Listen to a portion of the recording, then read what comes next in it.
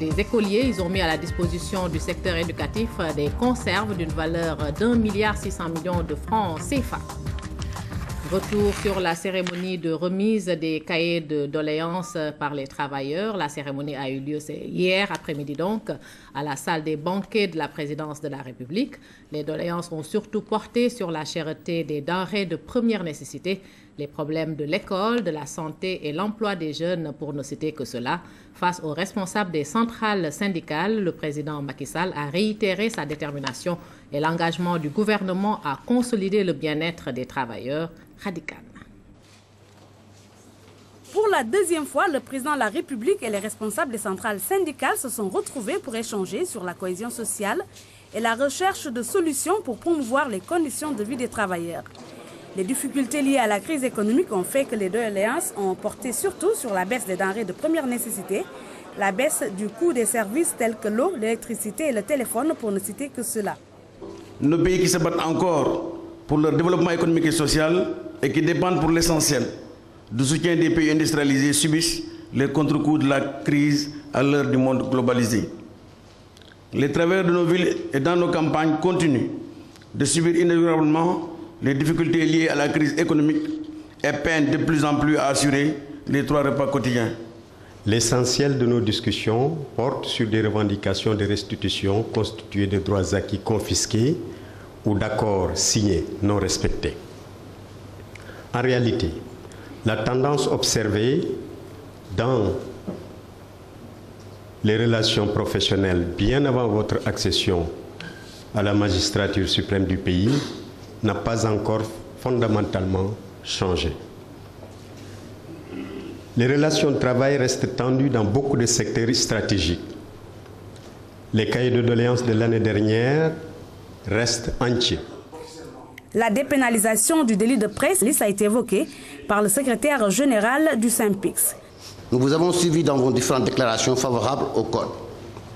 Il ne reste plus pour nous autres professionnels à la base de ce code que de faire en sorte que ce code puisse être voté. Il faut aussi dire que pour nombre d'élus du peuple, la question de la dépénalisation rime avec une certaine volonté de faire des journalistes des hommes au-dessus des lois. Gouvernement et centrales syndicales comptent bâtir un partenariat solide pour une cohésion sociale.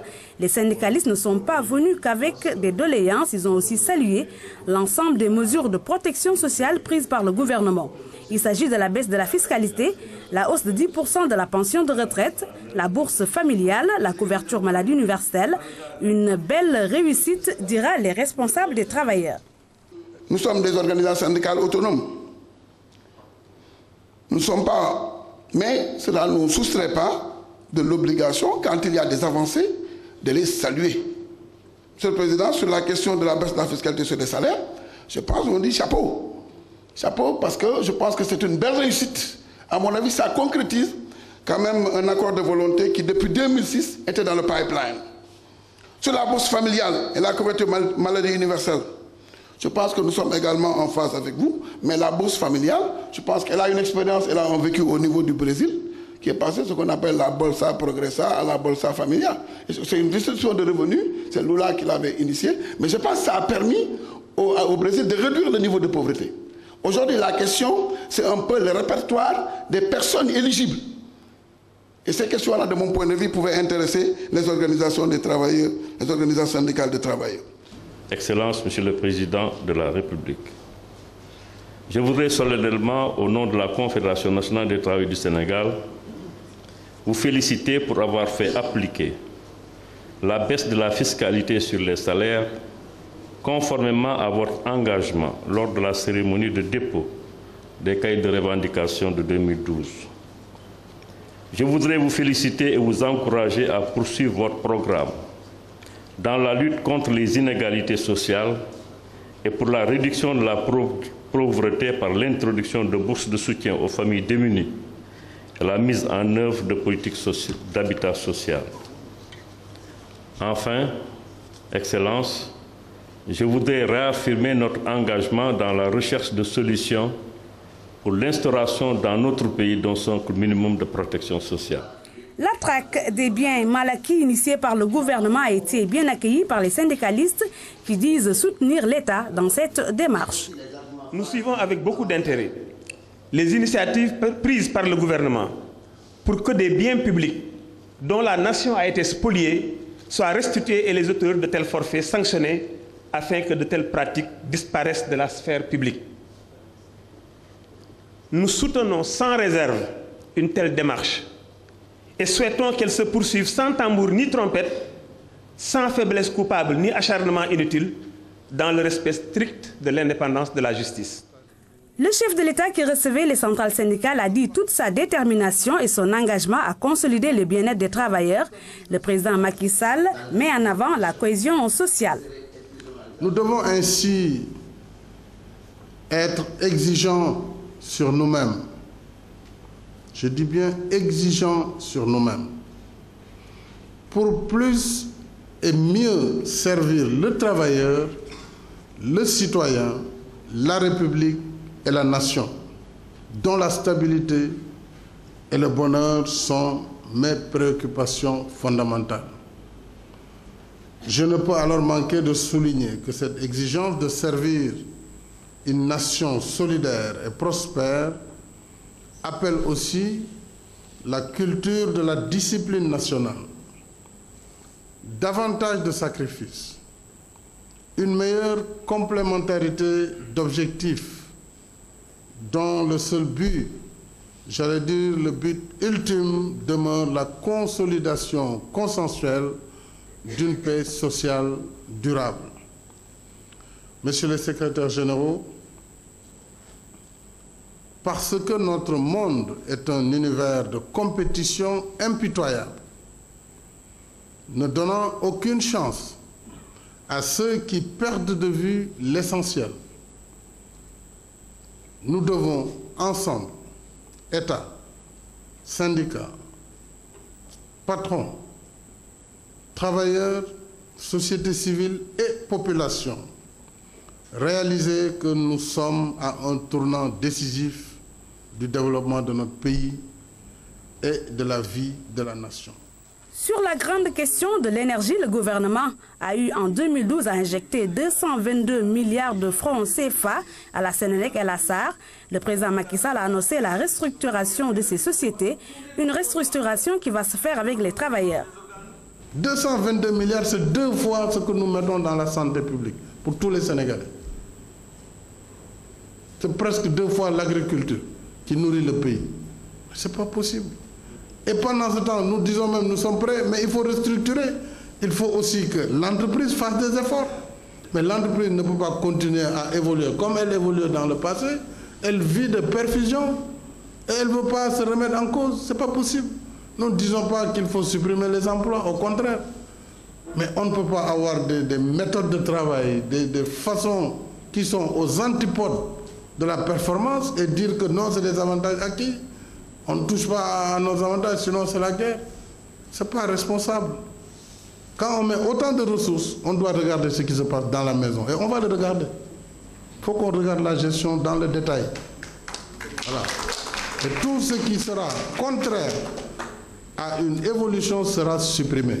Je viens de décider que les administrateurs eux-mêmes n'ont pas droit à la gratuité de l'électricité. Au nom de quoi les administrateurs de la Sénélec, je ne parle pas encore des travailleurs, ne payent pas le courant parce qu'ils sont administrateurs de Sénélec. Au nom de quoi? Et à vie.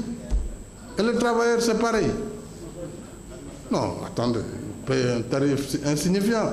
Mais c'est surtout les volumes. Donc c'est tout ça qu'il faut revoir dans un esprit que nous voulons avoir une entreprise performante, avoir une électricité bon marché qui permette au Sénégal d'être compétitif. Parlant de la baisse des denrées de première nécessité, le président Macky Sall dit qu'il y a bien une baisse, mais que celle-ci ne concerne pas les produits de luxe comme le sucre importé ou le riz parfumé. Le gouvernement et les centrales syndicales vont se retrouver périodiquement pour consolider le dialogue social. Le paysage médiatique audiovisuel sera assaini. L'annonce a été faite par le président de la République. C'était à l'occasion de la remise des cahiers de doléances des travailleurs. Nous écoutons à ce propos le chef de l'État. Nous devons étudier très sérieusement la question de la carte de la presse. C'est pareil pour ceux qui ouvrent des journaux. Pour des raisons politiques, tu ouvres ton journal, il fusille à longueur de journée tes adversaires parce que voilà, tu mets des moyens. C'est pas juste. Les télévisions qu'on a données, moi je vais remettre de l'ordre. Parce qu'avant de partir, on a donné près de 100 licences de télévision. Vous croyez, des hommes politiques qui ont leur télévision, des hommes d'affaires qui ont leur télévision. Mais on doit réglementer cela. On ne peut pas laisser n'importe qui ouvrir son antenne télévision, se mettre à faire ce qu'il veut. Il faut qu'il y ait un cahier de charges. Il faut qu'on respecte ces engagements, qu'on évolue dans la sphère de la communication et que le cahier de charges dise pour avoir une télévision, voilà les conditions, que vous le respectiez. Mais on ne peut pas laisser chacun, parce qu'il est proche du président ou proche du ministre de la Communication, prendre 2, 3, 4 licences.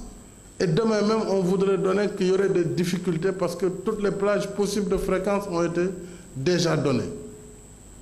J'ai instruit le ministre de la Communication et j'ai échangé avec le président du Conseil de l'audiovisuel pour qu'on remette de l'ordre, qu'on dépoussière tout ça et qu'on organise les choses de façon vraiment transparente.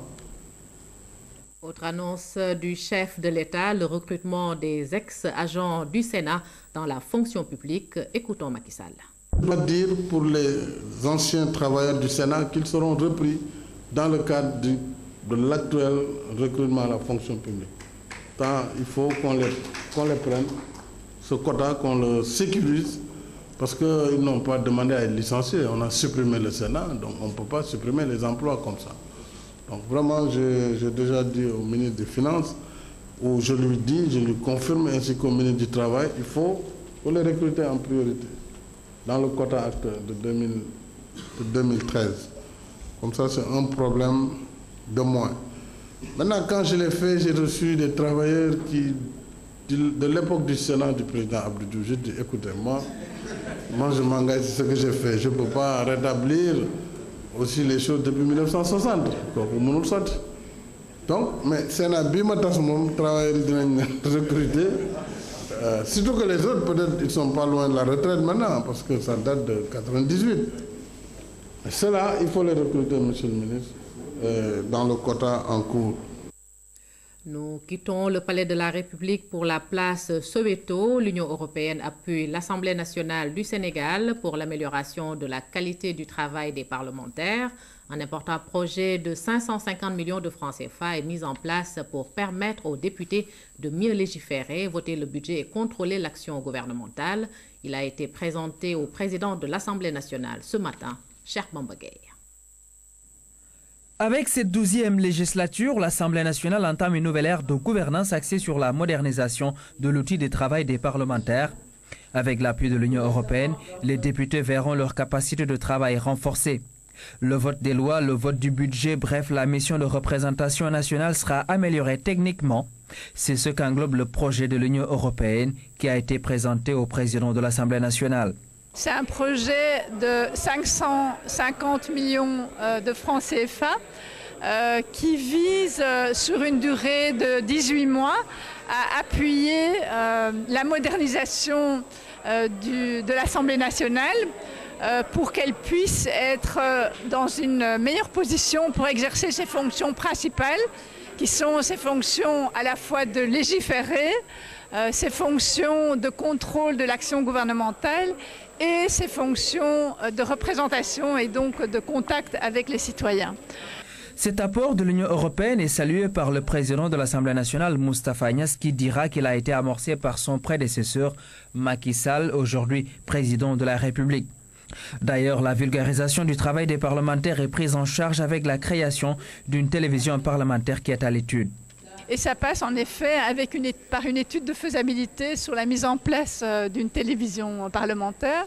Mais d'ores et déjà, tout de suite, ce que nous allons soutenir, c'est la mise en place d'un site web et peut-être d'une télévision à travers le web qui communique mieux sur les activités du Parlement, les débats parlementaires et qui soit interactive aussi, qui permettent aussi au public de s'exprimer par rapport au travail parlementaire.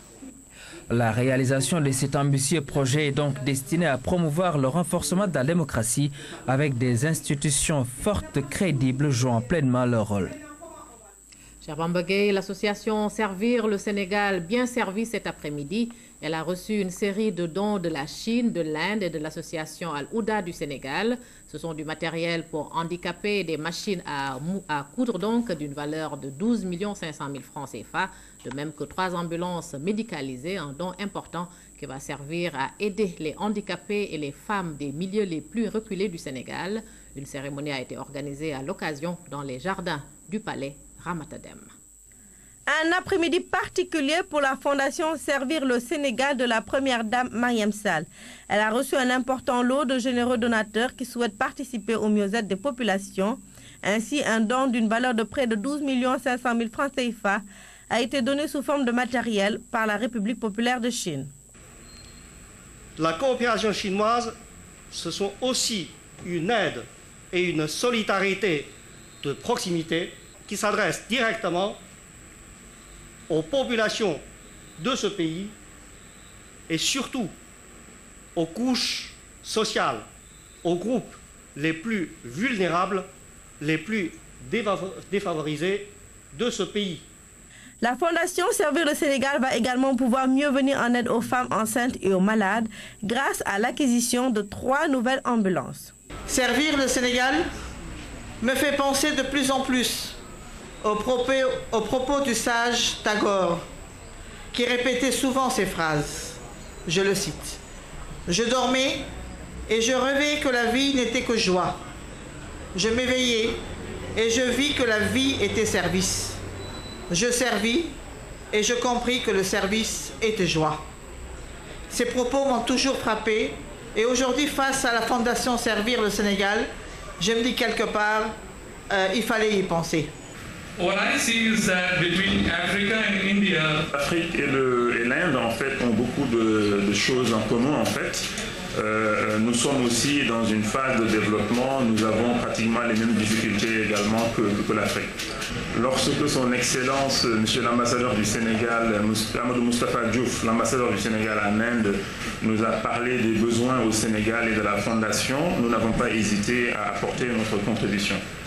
Des actions appréciées par les membres de la fondation de la première dame Marième Sall qui souhaitent pouvoir alléger les maux des populations démunies. Nous avons aujourd'hui le plaisir de passer un après-midi marqué par le genre d'action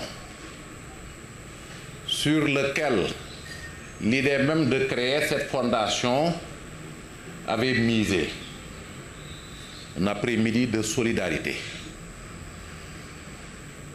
Un après-midi de social et d'humanitaire. C'est donc dans les jardins du Palais de la République que la Première Dame a reçu les dons qui vont servir la Fondation dans ses actions de bienfaisance.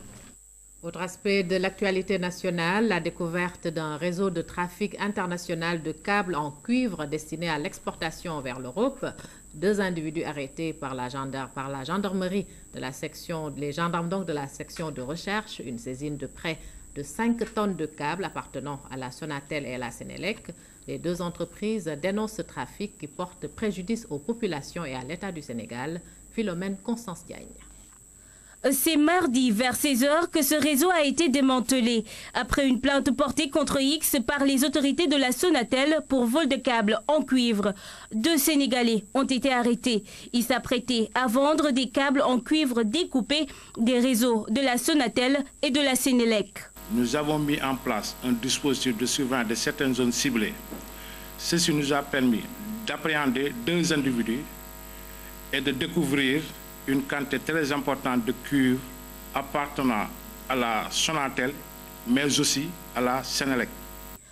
Selon la section de recherche de la gendarmerie, un entrepôt situé au kilomètre 9 boulevard du Centenaire de la commune de Dakar, à la zone Sotiba, servait de cachette aux trafiquants. Une importante quantité de câbles y a été retrouvée. Quand on est passé ici ce matin, nous avons été trouvés par un coupeur de câbles qui est arrivé avec environ 164 kilos de câbles qui sont là devant nous et en train de vouloir le vendre au receleur. Heureusement, ils nous ont trouvés sur place en compagnie de la brigade de recherche. Et derrière nous, ce que vous voyez là, on l'a pesé, on est à peu près à 1 tonne 800. Donc au global, on est à peu près à 2 tonnes. Et nous n'avons pas encore fini de peser. Félicitons la gendarmerie qui a réussi ce joli coup, qui a été très perspicace, parce que ce câble était en train d'être transporté dans des conteneurs.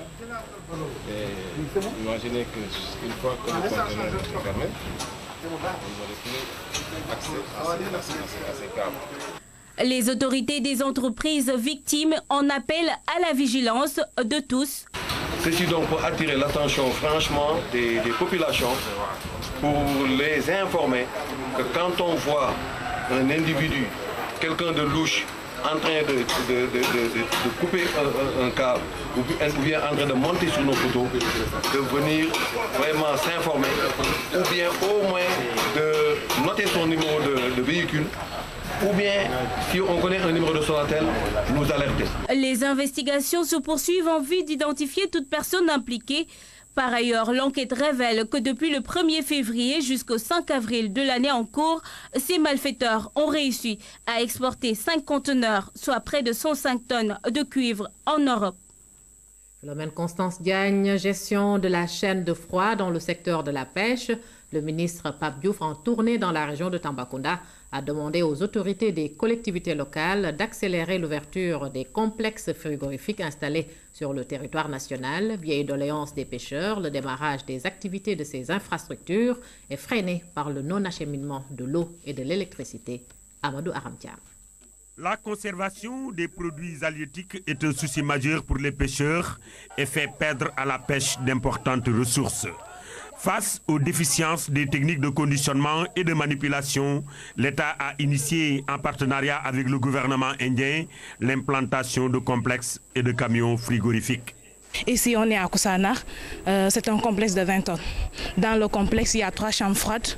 Il y a une pour les légumes dont la température est positive, une pour le poisson et la viande, la température est négative, et il y a une tunnel de congélation. Là, le poisson passe pour 1 heure de temps, on le sort. La température est moins 40 degrés. Après ça, nous avons une salle de machine et là, nous avons aussi... Là, on produit la glace. Chaque complexe, on produit 120 barres de glace chaque jour. Dans sa première phase, le programme indien a mis en place 15 complexes disséminés sur le territoire national, mais leur démarrage est plombé par le non-acheminement de l'eau et de l'électricité, dont le coût est supporté par les collectivités locales. Avant l'entame de la deuxième phase qui prévoit l'implantation de 19 autres complexes, le ministre interpelle les maires à honorer la contrepartie de leurs engagements. C'est pourquoi j'avais fait une lettre et je les avais mis en demeure. D'ailleurs, le délai est passé, j'avais fixé le 31 mars pour que ces autorités locales puissent se déterminer, sans quoi on va trouver d'autres solutions, soit avec des privés ou avec des groupements interprofessionnels. Un appel qui semble être entendu.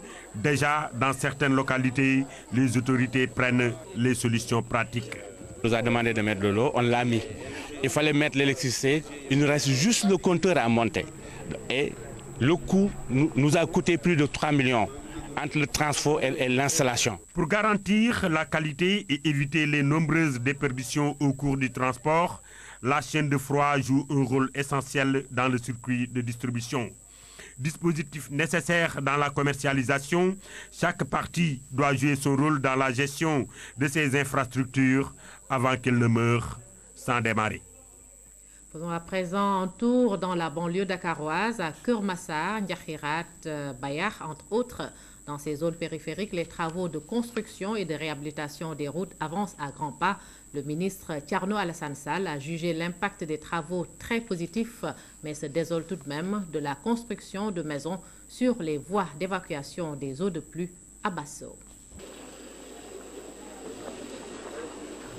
Dakar est de plus en plus relié avec sa banlieue par des routes en construction.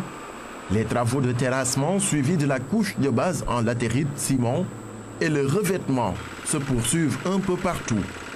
Keur-Massar, zone d'attraction et d'habitation, est en chantier. Ici, l'amélioration du réseau routier répond à une préoccupation majeure des populations. Nous avons procédé à des travaux d'une très grande importance, consistant à l'élargissement de la chaussée qui avant faisait 6 mètres. Aujourd'hui, la route finie aura une largeur de revêtement de 7 mètres. avec des bordures, des trottoirs dans les traversées d'agglomération et un monocouche sablé pour stabiliser les accotements sur toutes les parties en rase campagne. Cette voie relie Kermassar à Nyakhirat en passant par Nyakourap. Sur tout le tronçon, un important réseau d'assainissement est en cours de réalisation. À l'occasion de la visite des travaux, le ministre Thierno Alassane Sall a écouté les doléances des populations qui ont pour nom inondation et évacuation des eaux usées. Sur ces questions, le maître d'œuvre rassure. Le projet, l'objectif, c'est aussi bien réhabiliter la route pour que le trafic soit de bon niveau, mais aussi d'assainir les quartiers traversés. Raison pour laquelle, on est haut par rapport au seuil des maisons. On fait des escaliers pour descendre et ensuite une cunette qui aura le même niveau que le seuil des maisons, qui collecte les eaux des maisons et qui l'envoie sur les riels transversales qui sont des riels sablonneuses. Donc ce qui fait que je ne vois pas comment la route pourra inonder. Au contraire, c'est nous-mêmes qui collecterons les eaux des maisons. La mobilité urbaine est une des préoccupations majeures du gouvernement du Sénégal. C'est pourquoi plus de 4 milliards de francs CFA sont injectés pour améliorer l'accès dans les zones suivantes. Kilomètre 50 Bayar, Bayar-Kayar, Bayar-Sangalkam, ainsi que la bretelle de Kermoussé. L'impact d'une telle réalisation se justifie à plus d'un titre. Nous sommes les premiers à apprécier la chose. Il n'y a qu'hier où j'ai pu en bénéficier pour dire que c'est tout récent. Mais on l'a attendu pendant des années et donc c'est très important, ça va nous changer la vie pour faire des courses et puis aussi pour nous autres. Et ça va être de façon tellement importante au moment où nous célébrons le jubilé des 50 ans. Le niveau d'exécution des travaux est satisfaisant. Les grosses œuvres sont en finition pour permettre une bonne évacuation des eaux de pluie. Cette zone est une zone de ce qu'on dit inondable naturellement, puisque vous avez vu que cette partie était une partie relativement basse, un bas fond par rapport à l'environnement. Ça pose le problème de l'occupation des zones inondables qu'on a constaté d'ailleurs au fur et à mesure qu'on évoluait. Vous voyez des gens qui viennent se mettre en amont ou en aval des ouvrages d'art qui sont en train d'être faits pour collecter et évacuer les eaux. Manifestement, ces personnes s'exposent elles-mêmes à une situation de danger. Et je vais, en rapport avec les autres membres du gouvernement concernés, soulever ce problème-là, qui est un problème qu'il ne faut pas laisser prospérer pour demain ne pas recréer des zones inondables. Mais parallèlement, vous avez dû voir que la philosophie même et la conception même des routes prend en compte le fait qu'il faut récupérer l'eau pour qu'elle n'aille pas dans les maisons. Le plan d'aménagement est bien clair. Les ouvriers et techniciens mettent les bouchées doubles pour sa réalisation. Ce plan bien exécuté va certainement rendre plus fluide l'accès dans ces zones de production agroalimentaire. L'État va faire face à toute forme de corruption notée dans la délivrance des permis de conduire. Le ministre Thierno Alassane Sall s'est prononcé sur la question. Pour l'heure, une commission d'enquête est mise sur pied pour tirer au clair cette affaire. Nous l'écoutons au micro. Le 9 avril, nous avons commis une commission d'enquête dirigée par l'inspection technique du ministère pour pouvoir aller s'attaquer à ce problème et inspecter et voir les causes structurelles et les personnes qui pourraient éventuellement être concernées. Même si de manière épisodique, certaines personnes ont été arrêtées. Par exemple, le 10 avril, il y a eu des arrestations qui ont été opérées. Mais nous pensons que ce n'est pas en coupant des branches par-ci, par-là, qui empêcherait l'arbre de régénérer. Et qu'il faut s'attaquer aux causes structurelles. Il y a certes des personnes dont il faudra statuer sur le sort. Ça ne va pas être fait simplement sous le coup de l'émotion. Il va falloir situer les responsabilités des uns et des autres, sauf à vouloir faire une justice expéditive, ce qui ne règle pas le problème, mais aussi que chacun de nous prenne conscience de sa part de responsabilité. Les auto-écoles semblent avoir pris la mesure et refusé de continuer à jouer le jeu. Les travailleurs ont besoin d'un cadre de vie et d'un habitat décent. La Commission nationale de l'urbanisme et de l'habitat s'y penche. Elle s'est réunie pour valider le rapport introductif du Conseil national qui va se tenir prochainement sur la question. Mamadou Samambo.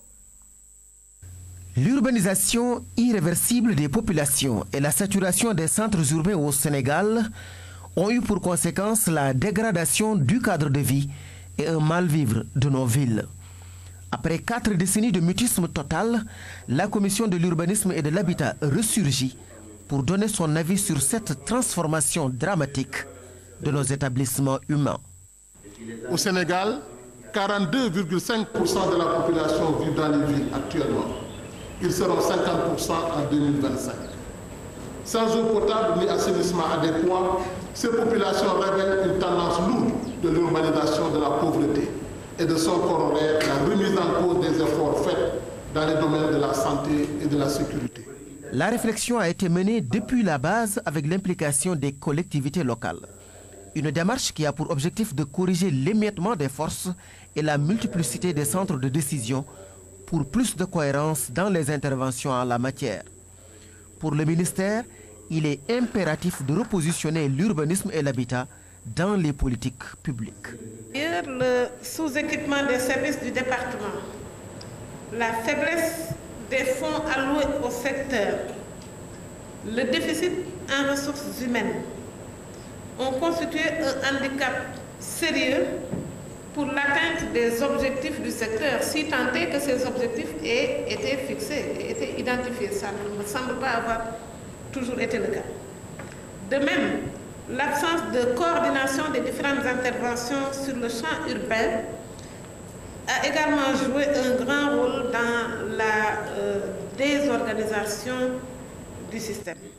Validés, les résultats de la commission vont servir de support de travail au Conseil national de l'urbanisme, de l'habitat et du cadre de vie sur le thème « Résorber les bidonvilles et promouvoir l'habitat social dans le cadre d'une urbanisation durable ».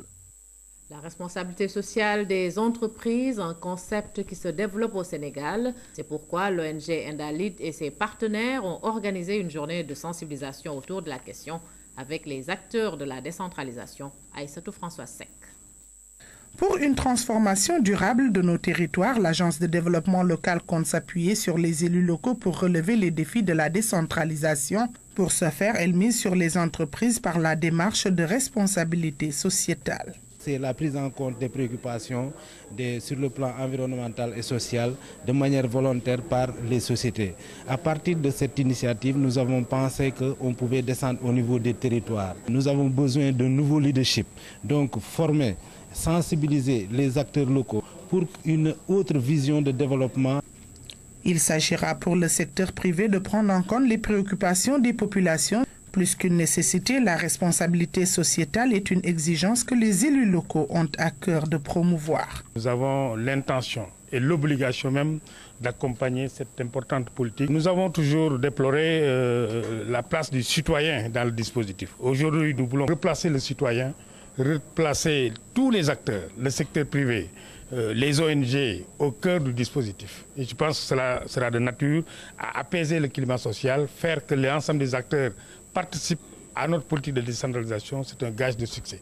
L'objectif est de mieux prendre en compte la dimension durable des terroirs et dans la dynamique de l'acte 3 de la décentralisation, ADL, Lead Afrique francophone et RSE ont noué un partenariat tripartite, une réponse pertinente à la territorialisation des politiques publiques.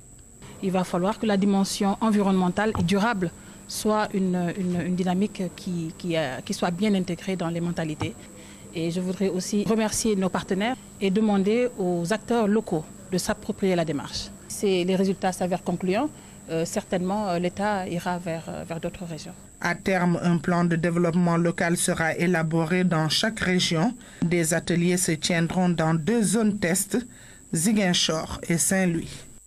1,6 milliard de francs CFA, c'est la valeur du don en conserve offert par le Japon et le Programme alimentaire mondial aux écoles du Sénégal. Ce geste contribue à améliorer la qualité des repas servis aux élèves et à l'atteinte des objectifs de la scolarisation universelle. Maman Moussagna. À travers ce don de près de 500 tonnes de conserves, le Japon contribue à l'atténuation de l'impact de la crise alimentaire de 2011. Aussi porte-t-il un intérêt particulier à l'alimentation scolaire équilibrée au Sénégal. Également, ce geste est une réponse aux besoins d'une alimentation scolaire soucieuse des valeurs nutritives pour une éducation réussie de l'enfant sénégalais. Je suis heureux de pouvoir remettre 486 tonnes de boîtes de conserve de poissons d'une valeur d'environ 1,6 milliard de francs CFA dans le cadre de l'aide alimentaire japonaise. Je voudrais très sincèrement, au nom de M. le Président de la République, du Premier ministre et de tous les membres du gouvernement, remercier le gouvernement du Japon pour ce geste à l'intention des élèves du Sénégal. À l'école de Kirdiom, dans la région de Louga par exemple, le taux de scolarisation, de préscolarisation a été amélioré et renforcé ces dernières années, de même que celui de la sécurité alimentaire. Un repas quotidien, 2 petits déjeuners sont servis chaque semaine aux enfants. L'action du gouvernement japonais, elle va sans nul doute améliorer le statut nutritionnel et sanitaire de nos jeunes enfants. Nous vous remercions de nous avoir donné la cantine PAM qui nous permet de bien manger et de mieux travailler. Merci également à la JICA. L'appui du Programme alimentaire mondial et du Japon soutient le Sénégal dans l'atteinte de la scolarisation universelle. Il concerne presque 3100 établissements scolaires et touche 500 000 enfants âgés de 3 à 12 ans, soit près de 35% des écoles primaires publiques. À Kirdiom, un magasin, une cuisine, un réfectoire sont en fin de construction. Les élèves pourront désormais prendre leur repas dans de meilleures conditions. 50 millions de francs CFA, c'est la somme que le ministre de la Femme, de l'Enfance et de l'Entrepreneuriat féminin a offert aux femmes des 5 communes de Guédiawaye. La cérémonie de remise de chèques a eu lieu à Guédiawaye sous la présidence de Mariama Sarr. Compte rendu Mansour Sow. Après Tamba, les femmes de Guédiawaye ont reçu le ministre de la Femme, de l'Enfance et de l'Entrepreneuriat féminin. Il est venu avec une enveloppe de 50 millions de francs CFA pour le financement des projets des femmes du département. Nous allons procéder au renforcement des lignes de crédit. Nous allons procéder au renforcement de capacité des femmes. Nous allons procéder à des programmes de formation initiaux. Nous allons aussi procéder à la mise en place d'infrastructures pouvant permettre aux femmes de disposer de cadres pour y mener leurs activités génératrices de revenus. Un geste hautement salué par les bénéficiaires. Elles ont promis d'utiliser ces fonds à bon escient. Je tiens à rappeler à mes sœurs que ces financements ne sont encore ni un cadeau, ni un don du président, mais il s'agit bel et bien d'un crédit.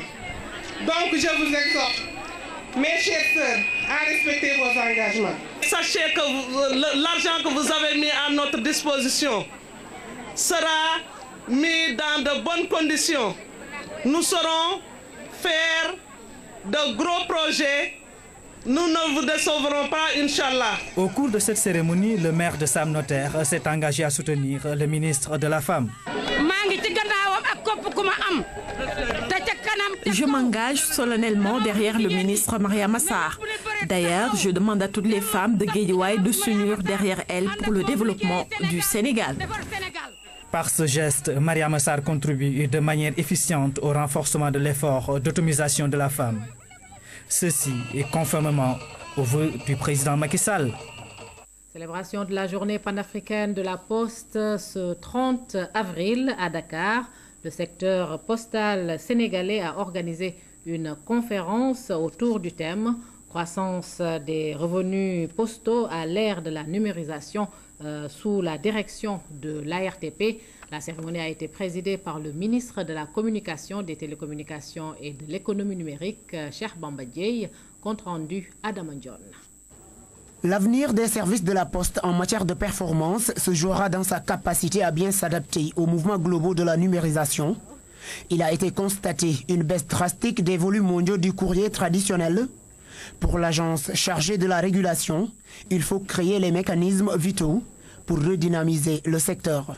Quand on parle d'économie numérique, quand on parle d'utiliser les nouvelles technologies, c'est pour encore plus impulser la modernisation de l'activité postale et aussi une certaine transparence dans le secteur.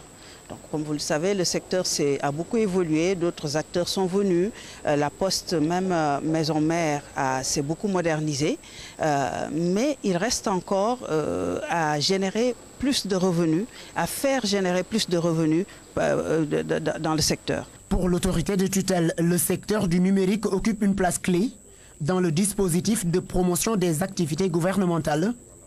La Poste a déjà entamé un processus d'innovation de ses services afin d'adhérer à cette dynamique de modernisme. L'évolution technologique du monde impose tous les secteurs, y compris la Poste, à s'adapter et à être très offensif pour conserver des parts de marché. Et aujourd'hui, force est de reconnaître, du point de vue du maillage comme du point de vue de l'action qui est menée dans le secteur postal au Sénégal, nous avons de la diversification et l'opérateur historique public fait des efforts nécessaires pour pouvoir aussi ne pas être dépassé. À la suite de la célébration de cette journée panafricaine des postes, un accord a été signé entre l'ARTP et le secteur postal, celui de l'élaboration d'une feuille de route commune pour l'année 2013, avec comme objectif la mise en place de nouvelles conditions, modalités et procédures d'instruction des demandes de licence, entre autres. Dakar vit à l'heure de la 5e édition de la semaine sénégalo-malienne de l'habillement. La cérémonie d'ouverture de cette importante manifestation économique et commerciale qui se tient pour la seconde fois dans la capitale sénégalaise a été effectivement présidée par le ministre du Commerce, de l'Industrie et du secteur informel, Alassane Djidjou. Pour marquer l'intérêt que revêt cette importante manifestation économique et commerciale, ils sont venus du Sénégal avec les sociétés et artisans de la confection et les écoles de couture et mode. Ils sont également venus du Mali. Ça nous va droit au cœur, le geste qui vient de se passer entre nos artisans. Parce que l'artisanat est considéré comme, disons, des métiers quand on n'a plus rien à faire. Or, la démonstration est faite que tous les pays industrialisés en Europe l'ont fait sur la base de l'artisanat d'abord. Fait marquant, d'autres pays de l'espace UEMOA ont tenu eux aussi à prendre part à cette foire du textile et de l'habillement, en dépit d'une conjoncture économique mondiale morose. On est dans un secteur exceptionnellement difficile, mais qui a des potentialités énormes. Je pense que le gouvernement du Sénégal en est très conscient, en mettant en place la stratégie de croissance accélérée et en considérant le secteur textile-habillement comme un secteur porteur de croissance. On le sait, le Mali représente pour le Sénégal le principal débouché économique vers l'Interland. C'est le plus grand partenaire commercial du Sénégal parmi les États de l'UEMOA, avec un volume d'échange estimé à plus de 150 milliards au profit de la balance commerciale sénégalaise. Sous ce rapport, les autorités sénégalaises entendent faire la filière textile-habillement un levier de croissance économique. Le secteur du textile et de l'habillement, ici comme ailleurs, peut être un moteur de croissance économique si l'on travaille sur une articulation correcte entre l'industrie locale, les professionnels du secteur, les gestions d'appui et les besoins du marché extérieur. L'engouement qui suscite ce genre de manifestation d'échange de savoir-faire a fini de confirmer que les peuples sont en avance sur l'intégration économique des États de la zone CEDEAO qui butent encore sur la sempiternelle question des barrières tarifaires et non tarifaires. Le 25 avril 1974, une date historique dans les pays lysophones d'Afrique colonisés par le Portugal. Elle marque le début de la révolution et la chute de la dictature au Portugal, un événement qui a permis aux pays lusophones d'accéder donc à l'indépendance. Ce matin, le département des langues romanes de l'UCAD a organisé une conférence sur le sujet et les mouvements de libération nationale dans les pays lusophones, avec comme invité le professeur Abdoulaye Bakli Ibrahim Mboup. L'amphithéâtre de la faculté des lettres a fait salle comble. Devant les étudiants, d'éminents professeurs. Le cours du jour porte sur les mouvements de libération nationale dans les pays lusophones d'Afrique, des peuples qui ont pris les armes pour mettre fin à la colonisation portugaise. Ces mouvements ont, par leur lutte armée, par leur lutte politique, affaibli considérablement la dictature portugaise et l'armée portugaise a perdu le moral. Et finalement, la guerre sur tous les fronts. Bien armés, bien formés aux techniques de la guérilla, soutenus par l'Union soviétique, les mouvements de libération nationale des pays lusophones ont arraché l'indépendance en 1974. La révolution des œillets est passée par là. La révolution des œillets correspond à la date du 25 avril 1974.